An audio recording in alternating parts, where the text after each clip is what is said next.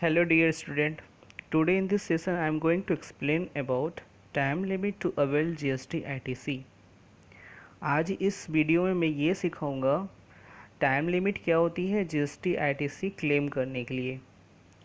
ITC का मतलब होता है इनपुट टैक्स क्रेडिट, यानी इनपुट टैक्स क्रेडिट क्लेम करने के लिए क्या टाइम होती है और कौन पर्सन है जो ITC क्लेम कर सकता है।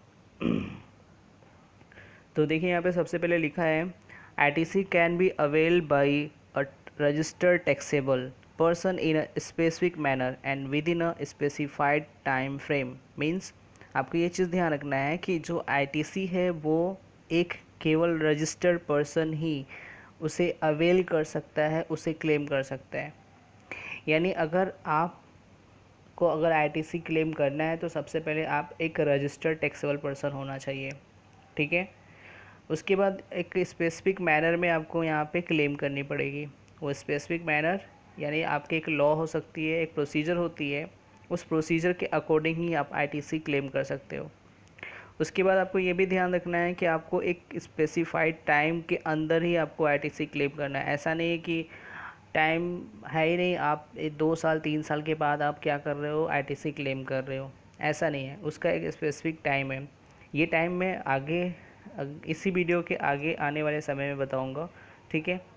तो आपको दो चीज़ें याद रखनी है। पहला कि ITC क्लेम कौन कर सकता है, रजिस्टर्ड टैक्सेबल पर्सन कर सकता है, और कब कर सकता है, with in a specified time frame. Okay now उसके बाद देखिए यहाँ पे कुछ ऐसे गुड्स हैं, कुछ ऐसे स्टॉक है, कुछ ऐसे सेमी फिनिश गुड्स होती है जिस पे इनपुट टैक्स क्रेडिट हम क्लेम कर सकते हैं, लेकिन कब कर सकते हैं उसकी टाइम है।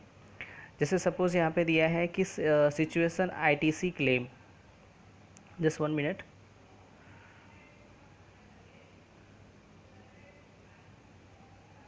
या अब यहाँ पे देखिए लिखा है situation ITC claims day from semi finish goods stock finish goods held on immediate preceding day. Means अगर आपने क्या किया, आपने कोई सेमी फिनिश गुड्स बनाया है, या आपने स्टॉक अपने गोदाम में मंगाया है, या फिर आपने फिनिश गुड्स आपने किया है, तो ये सारी चीज़ होने के जस्ट प्रीसीडिंग डे तक ही आप ITC क्लेम कर सकते हो। यानी अगर मैं आज के डेट में अगर अपनी गुड्स को जो सेमी फिनिश कर रहा हूँ, तो मैं आज के डेट के जस्ट पहले वाले जो डेट हैं उस डेट तक हम ITC क्लेम कर सकता हूँ, ठीक है। सेम इसी तरह स्टॉक में भी होगा, यानी आज के डेट के पहले वाले सारे डेट तक हम क्या कर सकते हैं, ITC क्लेम कर सकते हैं। सेम फिनिश गुड्स में भी यही होगा। तो क्योंकि यहाँ पे लिखा है ना हेल्ड ऑन, क्या लिखा है, held on immediate preceding day, यानी जस्ट प्रीसीडिंग डे के पहले ही आपने जो होल्ड करके रखा हुआ है, सारी चीज़ें हेल्ड करके आपने रखा हुआ है, उस केस में आप क्या कर सकते हो, ITC क्लेम कर सकते हो, ठीक है। तो आपको ये ध्यान रखना है कौन से गुड्स के लिए, सेमी फर्निश गुड्स या स्टॉक या फिर फिनिश गुड्स होती है, उस केस में आप ITC क्लेम कर सकते हो उस डे को, जिस डे को आपने ये सेमी फिनिश गुड्स आपने किया, या फिर आपने स्टॉक किया, या फिर आपने फिनिश गुड्स किया। ओके एंड सेकेंड कंडीशंस क्या हो सकती है कि if a person has applied for registration और इज़ लाइबल टू रजिस्टर्ड और is granted registration the day from when he is liable to pay taxes. अगर कोई पर्सन है जो रजिस्ट्रेशंस के लिए अप्लाई करता है, या फिर वो लाइबल है रजिस्टर कराने के लिए, या फिर उसे ग्रांट किया जा रहा है रजिस्ट्रेशन, ठीक है, तो जिस डेट को रजिस्ट्रेशन ग्रांट किया जा रहा है, या जिस डेट को वो लाइबल हो जाता है रजिस्ट्रेशन करने के लिए, या फिर जिस डेट को वो रजिस्ट्रेशन के लिए अप्लाई कर रहा है, तो when he is liable to pay taxes, और जब वो टैक्सेस पे करने के लिए लाइबल हो जाता है, जिस डेट को वो टैक्स पे करने के लिए लाइबिलिटी उसके ऊपर आ जाती है, उस डेट को ही वो क्या है, ITC क्लेम कर सकता है, उस डेट को ही उसकी टाइम लिमिट स्टार्ट हो जाती है, ठीक है। नाउ थर्ड पॉइंट आपका ये है, थर्ड पॉइंट आपको ये बोल रहा है when a person takes voluntary registration.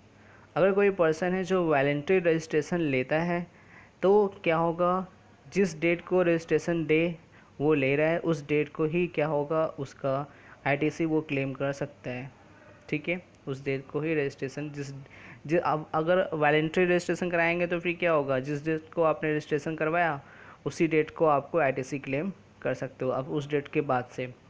When a taxable registered person stop paying taxes in composition levy, जब कोई टैक्सेबल रजिस्टर्ड पर्सन है वो टैक्सेस पे करना रोक देता है या फिर बंद कर देता है कौन सी स्कीम में, कंपोजिशन स्कीम के अंदर, तो फिर क्या होगा, तो उस डेट से वो आईटीसी क्लेम कर सकता है जिस डे से ही इज़ लाइबल टू पे tax under normally under section 7, यानी जो नॉर्मली टैक्स पे करने के लिए लाइबल हो गया है उस डे से वो आईटीसी क्लेम कर सकता है। ओके, ये चीज़ याद रखिएगा यहाँ पे कि अगर आपने कंपोजिशन स्कीम के अंदर आपने टैक्स पे करना बंद कर दिया है तो आपको उस डे से पे करने के लिए आपके पास अधिकार आ जाएगा आईटीसी क्लेम करने का जिस डे से आप क्या कर रहे हो, नॉर्मली आप नॉर्मली टैक्स पे करते हो या नॉर्मली टैक्स पे करने के लिए लायबल हो जाते हो। ओके, तो ये चीज़ें आपके याद रखना है यहाँ पे क्या 3 सिचुएशन है।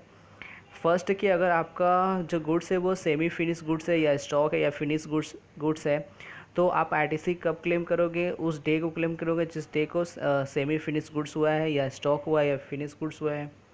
उसके बाद अगर आप ऐसे पर्सन हो जो आपने रजिस्ट्रेशन के लिए अप्लाई किया है या फिर आपके ऊपर लाइबिलिटी आ गई है रजिस्ट्रेशन करवाने के लिए या फिर आपको रजिस्ट्रेशन ग्रांट किया जा रहा है, तो जिस डे को रजिस्ट्रेशन ग्रांट किया जा रहा है या जिस डे को आपकी लाइबिलिटी ऊपर आई है आपके ऊपर आई है उस डे से, जिस डे से वो लाइबल हो जाता है टैक्स पे करने के लिए उस डे से वो आईटीसी क्लेम कर सकता है। ओके, उसके बाद है कि अगर थर्ड पॉइंट है कि अगर कोई वॉलंटरी रजिस्ट्रेशन करता है तो जिस डेट को वॉलंटरी रजिस्ट्रेशन करवाया जा रहा है उस डेट से वो आईटीसी क्लेम कर सकता है। एंड फिर इसके बाद आपको ये भी ध्यान रखना है कि अगर कोई बंदा है जो कंपोजिशन स्कीम के अंदर टैक्स पे करना वो स्टॉप कर देता है, बंद कर देता है, तो उसे नॉर्मली जो टैक्स पे करने की लायबिलिटी आती है उस डेट से, जिस डेट से वो नॉर्मली टैक्स पे करने की लायबिलिटी उसके ऊपर आती है उस डेट से ही वो लाइबल, मतलब उस डेट से ही उसके पास राइट्स आ जाती है आईटीसी क्लेम करने के लिए। ओके, अब आगे देखिए यहाँ पे उसके बाद फिर ये कंडीशन है कुछ और जैसे कि यहाँ पे लिखा है कि input tax credit for the above mention, input tax credit for above mention, क्या हो रहा है ये, सो यहाँ पे लिखा है ना input tax credit for the above mention situation can be claim only कब, if it does not exceed 1 year from the tax invoice date of issue related to supply. Means ये बोल रहे हैं जो अभी आपने ऊपर 4 सिचुएशन आपने सीखा उस 4 सिचुएशन में ये बोला गया है कि आप आईटीसी क्लेम कर सकते हो ओनली, मतलब तभी अगर आपकी जो इनवॉइस टैक्स इनवॉइस जो है वो 1 साल से ज़्यादा नहीं हुआ है, मतलब टैक्स इनवॉइस जो इशू किया गया था आपको जिस सप्लाई के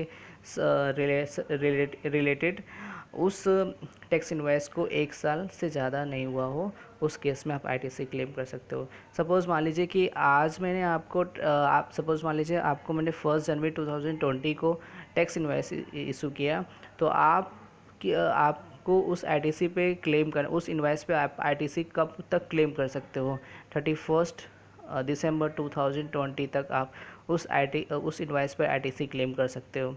यानी अगर 31 दिसंबर 2020 के बाद अगर आप आईटीसी क्लेम करते हो उस इनवॉइस पे तो आपको आईटीसी नहीं मिलेगा, ठीक है, आप आईटीसी क्लेम नहीं कर सकते हो।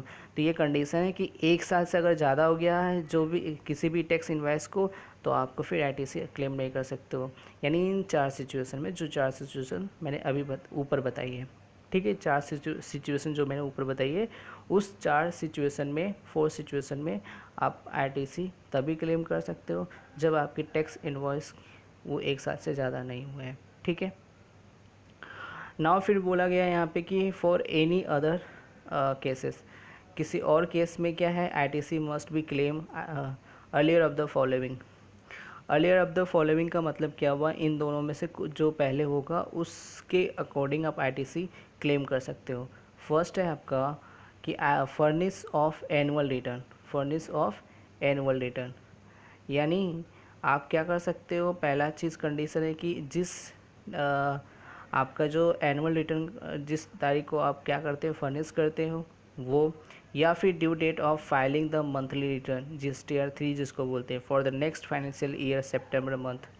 ठीक है, या तो आप एनुअल रिटर्न जिस डेट को एनुअल रिटर्न भरते हो वो एनुअल रिटर्न फर्निश करने वाला डेट हो जाएगा, और दूसरा या तो due date of filing the monthly return for the next financial year September month.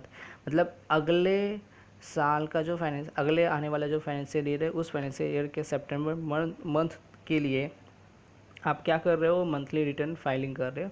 तो वो यानी अगर आपका एनुअल रिटर्न हो गया और due date of filing of the monthly return, इन दोनों में से जो पहले होगा उस डेट को आप आईटीसी क्लेम कर सकते हो, उस डेट पे आप आईटीसी क्लेम कर सकते हो।